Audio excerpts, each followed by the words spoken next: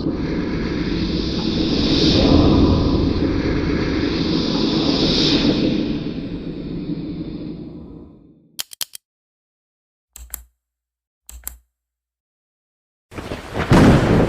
Talk Lounge. Fair use. Fair use. All right. So, changed up my whole style of how I was gonna do the video. I decided to use a bunch of clips, bunch of news clips.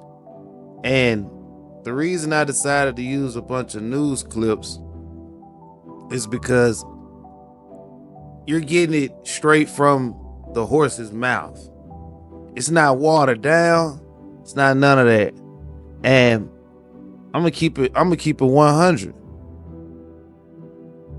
What you put out is what you get back. So be careful what you put out. You know, like Boyce Watkins said, follow Boyce Watkins. He teaches you about finances, your money. But anyway, he said it perfectly. Diddy has looked the same and acted the same for 30 years. He's not matured. So, sort of like they say, you can leave the hood, but you can't take the hood out the person. It's the same effect. No matter how much money this man has gotten over the years, he still has been the same person. He didn't evolve. So you're gonna see the destruction, the teardown of P. Diddy, Sean Combs, Brother Love, whatever you want to call himself nowadays, or what he used to want to call himself. And another thing you're gonna see a lot of people crucifying him. I'm not here to do that. Like I said, I got the facts. I got the straight clips. No funny, no hee-haw business. You're gonna see his sons walking out of the court. You're gonna see his daughters walking out of the court. And that's real life. They going home and they dead in a federal prison. They put up 50 million. They offered to sell the plane. They offered to give up all the passports. The powers that be said, no, we want you. And we all seen the video. You gonna see it with him dragging Cassie. Not saying that's okay. But whatever they gotta show, they're gonna show to crucify him. Best believe that. Wait till you see the picture that they got of the man in the courtroom. Everybody else look cute. Everybody else look normal. He look like a demon. That's how they see it. Not saying that's not victim. Not saying it's not a victim. But even the people on the news are gonna say, I don't know if they prosecutors, I don't know what their background is, but even they're gonna say some of these people who are in the paperwork flipped. So they was okay with it at one point until what happened? The money stopped, the gifts stopped, the whatever he was doing for them stopped. Then they turned. So, like I said, man, this finna be everywhere. I'ma stay on it. Pause. And what's done in the dark will come to the light. No matter how long or who it has to go through. But it's gonna come. So this might be a series thing. This might be something I'm just piecing together as I see fit. You know, you do gotta give me time to put all this stuff together, because I do work, do have a daughter, but this is something I like to do.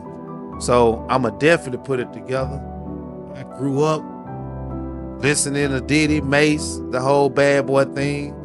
You know, I seen the whole building the band. I I seen it all, man.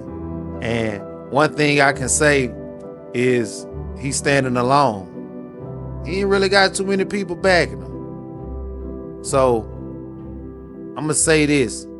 You can get the money, but the money don't mean you got people. You got love.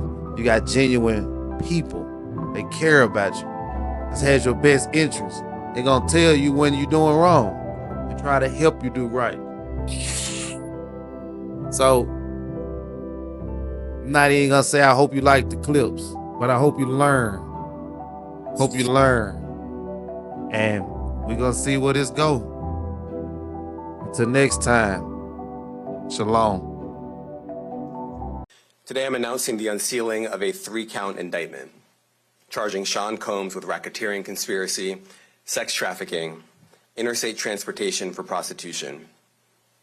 As alleged, Combs used force, threats of force, and coercion to cause victims to engage in extended sexual performances with male commercial sex workers, some of whom he transported or caused to be transported over state lines. Combs allegedly planned and controlled the sex performances, which he called freak-offs, and he often electronically recorded them. The freak-offs sometimes lasted days at a time, involved multiple commercial sex workers, and often involved a variety of narcotics, such as ketamine, ecstasy, and GHB, which Combs distributed to the victims to keep them obedient and compliant. A year ago, Sean Combs stood in Times Square and was handed a key to New York City. Today, he's been indicted and will face justice in the Southern District of New York. I spent the evening with him. I was with him until about 1 o'clock. His spirits are good. He's confident. He is dealing with this head on, the way he's dealt with every challenge in his life. And he's not guilty. He's innocent of these charges. We know what the charges are going to be without seeing the indictment. It's going to be racketeering. It's going to be sex trafficking. It's going to be things along those lines. This is what we've been expecting since the searches in March. He, to his great credit, he voluntarily came to New York. Not a lot of defendants do that. He came to New York to basically engage the court system and start the case, and it'll start today. Sean Diddy Combs was arrested in New York on Monday, where he faces a sealed criminal indictment. Details of the charges weren't immediately announced, but the hip-hop mogul has faced a stream of allegations by women who have accused him of sexual assault. Combs' lawyer issued a statement saying, "We are disappointed with the decision to pursue what we believe is an unjust prosecution of Mr. Combs by the US Attorney's Office." The federal investigation of Combs was revealed when Homeland Security served search warrants and raided the rapper's mansions in Los Angeles and Miami in March.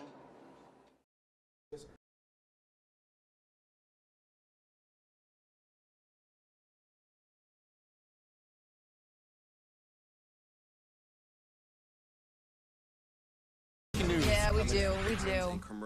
We're going to listen into this press conference. That's Damian Williams, U.S. District Attorney from New York City, on the latest with Diddy. The indictment also alleges that they helped Combs cover up his crimes. During the March 2016 incident at the LA hotel that I mentioned earlier, a member of the hotel security staff intervened, and Combs attempted to bribe the staff member with a stack of cash to make sure that what happened was kept quiet. And as the indictment alleges, in late 2023, after public allegations were made about Combs' crimes, he and others pressured witnesses and victims to stay silent, including by making phone calls to witnesses and victims and giving them a false narrative of what they had experienced. And as alleged, Combs used others to help conceal his abuse by monitoring and preventing victims from leaving a location in order to hide their injuries, or by locating and contacting a victim who had attempted to flee. As part of this investigation, in March of this year, special agents from HSI executed search warrants at Combs' residences in Miami and Los Angeles.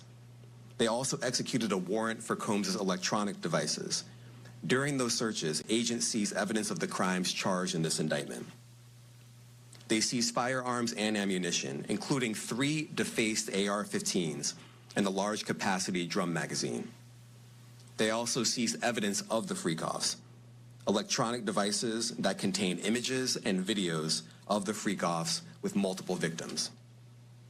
And they seized cases and cases of the kinds of personal lubricant and baby oil that Combs' staff allegedly used to stock hotel rooms for the freak-offs, more than 1,000 bottles altogether. Here are some of the items that we recovered during the searches.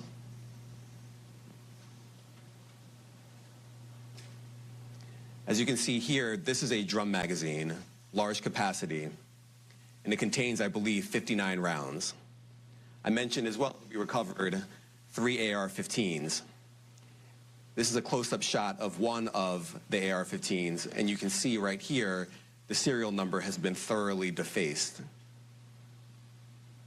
Another picture of more ammunition and parts of 2 AR-15s right there. Now, I want to be clear about 2 things.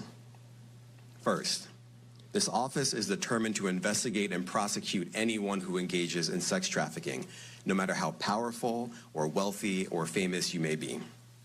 No one should doubt our commitment on that. A year ago, Sean Combs stood in Times Square and was handed a key to New York City. Today, he's been indicted and will face justice in the Southern District of New York. Second, we are not done. This investigation is ongoing, and I encourage anyone with information about this case to come forward and to do it quickly.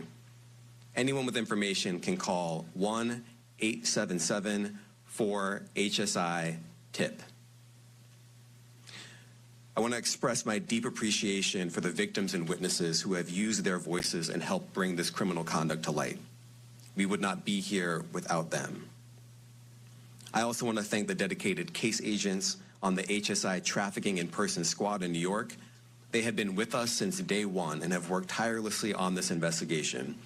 They will continue to be invaluable partners to us. I also want to thank the incredible agents and analysts from SDNY who have also provided tremendous assistance on this case. I'm deeply grateful for their continued work.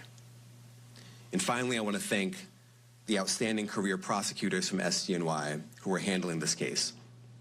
Meredith Foster, Emily Johnson, Chrissy Slavic, Madison Smeisler, and Mitzi Steiner, and their supervisors, Jamie Backleeper and Jacqueline Kelly. They are members of the Civil Rights Unit in our criminal division. We created the Civil Rights Unit when I became U.S. Attorney. I am deeply proud of their work on this and so many other cases. I'll now take some questions.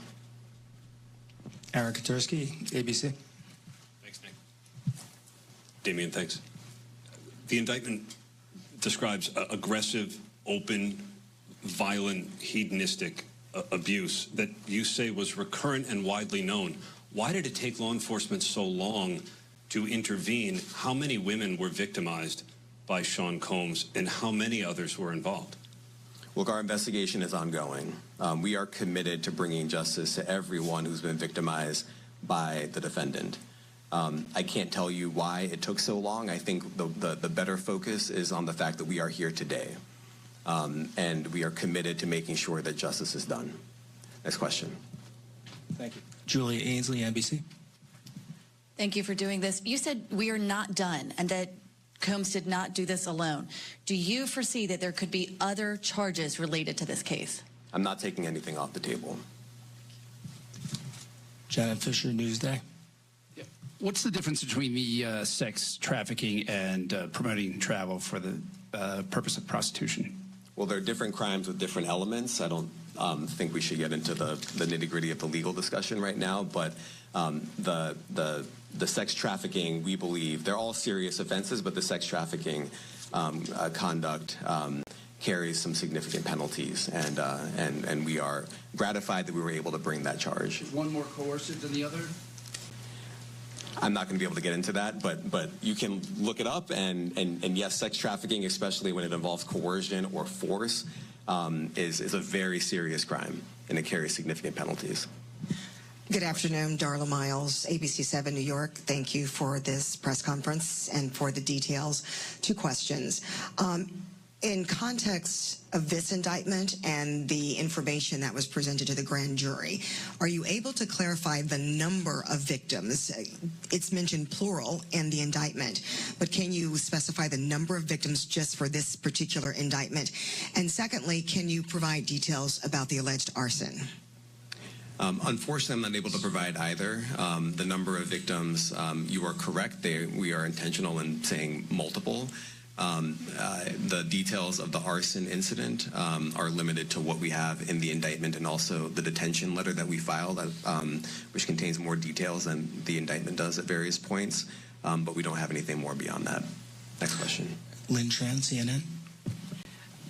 Are any of his accomplices or associates under investigation? And additionally, could he face any more charges? So the investigation is ongoing. That means both as to him and to anyone else who we believe committed the crime with him. Next question. Juliet Papa. Hi, good morning from 1010 Wins. Any indication that some of the women or victims here were imprisoned in his residences, and did he have locations where he kept them, and they were not allowed to leave? And also, he's indicted here, although there were searches and raids in LA, Miami. Why in New York?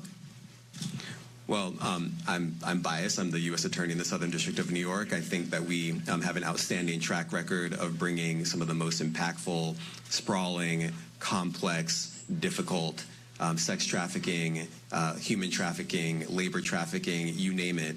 The Southern District of New York can do it, and so we're very proud of that. And so the scope and complexity of this investigation isn't something that we ran from. It's something that we embrace, and we will continue to do that. As to your question about whether he imprisoned anyone, all I can say is that, I mentioned this March 2016 incident where something was caught on video where a victim was attempting to flee, and there was violence that was associated with it. Was that at the residence or a hotel? That was at a hotel. Matthew Lee, Inner City Press. Sure. Thanks a lot. Does your office intend to seek remand, or are you reaching a bail package? And if you're willing, how would you contrast this with the R. Kelly case in EDNY in terms of the elements? Thanks. So we will be seeking detention. We have filed a letter laying out our reasoning for seeking pretrial detention. I'm not going to be able to expand beyond what's in the letter, but it contains all of the reasoning, and it contains the law as well. There is a presumption of detention in a case like this, and we think that's warranted. Thank you. John Anise, New York Daily News. Thank you. I was hoping to get some more detail about the searches of his residence, the guns, the cases of lubricant, and the videos. Where were they found amongst his residence? Were they all scattered around the houses in one place? I kind of wanted to just get a better picture of how that stuff was found. Well, look, I think that some of the details that you're seeking are in the detention letter. So, for instance, some of the AR-15s, 2 of the 3 defaced AR-15s were found in his bedroom closet in Miami, broken down into parts along with magazines with ammunition loaded in them. So some of that detail is in the detention letter. Beyond that, I'm not going to be able to get into where other items were stored. Ben Kochman, Post. Hey, thanks for doing this. Your office was the office that had been prosecuting Jeffrey Epstein before he died in custody. I have not read your detention memo yet. It's the first thing I'm going to do after this ends. But does the memo address, or is your office concerned with Combs's safety in custody, given what happened with Epstein? So we are concerned with anyone's safety whenever they are detained prior to trial. It's part of our obligations to keep people safe as well. It's part of the criminal justice system. So, but I do not draw any sort of connection between Jeffrey Epstein's suicide and what may or may not happen to any other defendant while they are detained pretrial. And of course, the decision whether to detain the defendant will be up to a judge. Our position is that pretrial detention is warranted under the law and based on the facts of this case, and I'll leave it at that. Are some of the prosecutors on this case some of the same prosecutors that had been handling that, or that worked on the Maxwell case? So I'm not going to get into the staffing. I will say that this team, this group of AUSAs, this incredible group has been working on this case around the clock, and they've had their hands full. Next question. Gus Rosendale, NBC News. Good morning, sir. Combs' attorney said that his client has been cooperative with investigators. He said that this morning. I was wondering if you would have a reaction to that. Let me just say this. I think that generally and with increasing frequency, the word cooperative or cooperating has taken on tremendous elasticity, and it no longer really bears any relation to what the word means when we use it in a very specific context. So responding to lawful process and the like does not qualify as cooperation when we use that term here. Mike Sisak, AP. Thanks. To that end, was there any discussion of Mr. Combs surrendering? I understand he was taken into custody at a hotel in Manhattan last night, and maybe that wasn't the plan. Can you elaborate on how that came about and why that was? I'm not going to be able to get into any sort of operational details as to how he was taken into custody and when. He is in custody right now. He will be appearing in court later today. Was there any discussion of him surrendering, given they claim he's cooperating? I'm not going to be able to get into law enforcement tactics or operations. You make a big deal of the guns, but how come they're not charged outright or with obliterating Syria? Well, I can't get into the charging decision. It is very meaningful to us that weapons were possessed, as we allege in the indictment. Part of the reason why this conduct was so pervasive and harmful was because victims and others didn't necessarily feel comfortable denying him his wishes, as we allege, because of the presence of firearms. I should leave it there. Thanks. Last question, Jacob Shamison. Jacob Shamsian, Business Insider. Thank you. Given that he's the sole defendant in this case and that you allege he's part of a conspiracy that involves members of his companies, do you anticipate a superseding indictment that bring allegations against other members of his companies or other co-conspirators as well? I can't take anything off the table. Anything is possible. Our investigation is very active and ongoing. And I think a lot of you who cover this office know that when we say such things, that developments are certainly foreseeable, but I cannot predict them sitting here today. All right. Thank you, everyone. Thank you. So this was the first step. We have a bail appeal scheduled for tomorrow at 3:30 in front of Judge Carter, the district judge assigned to this case. I think that we made the points that we've been wanting to make. I think he came out. Mr. Combs is a fighter. He's going to fight this to the end. He's innocent. He came to New York to establish his innocence. He's not afraid. He's not afraid of the charges. There's nothing that the government said in their presentation today that changes anyone's mind about anything. He's been looking forward to this day. He's been looking forward to clearing his name, and he's going to clear his name. And we're going to stand by his side as he does. We believe in him wholeheartedly. He didn't do these things. This was a 10-year relationship. There's no coercion. There's no crime. There's basically just, someone who brought a civil case and now is finding themselves as a witness in a criminal case. And we're going to fight this case with everything we have, as is he. And eventually he's going to be shown to be innocent. And so tomorrow we fight again, and we'll fight every day until we don't have to fight anymore. I don't know. The question is, why did it happen last night instead of today? I don't know the answer to that question. I just want to make one point very clear. We have no power. All we can do is show good faith. He got on a plane and he came here. And if he stayed here for one day before the case started or for 1 year before the case started, he was going to stay as long as he needed to stay. It ends up being only 12 days. That's fine. That's what the government wanted to do. The government didn't want him to turn himself in. He came here to turn himself in. Why doesn't the government want him to turn himself in? Because then they can't ask for detention. So they go and they arrest him. They arrest a guy who came to New York to turn himself in. But we are going to make all these points again tomorrow, and we'll make them as much as we can until we get him out. So that's all I have.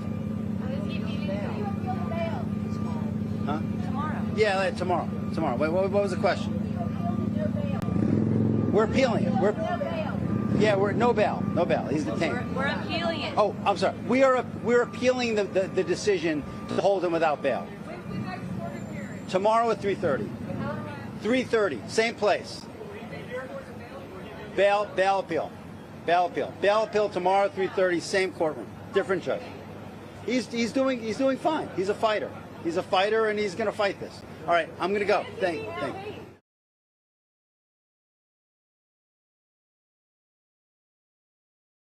Learning in just the last few minutes that a federal judge is now refusing to grant Sean Diddy Combs bail. Instead, he's going straight to jail tonight after Diddy pleaded not guilty to charges of sex trafficking and racketeering. Want to show you some of these brand new court sketches coming into us, like literally in the last 90 seconds. This is Combs in court after prosecutors arrested him at a hotel in Manhattan.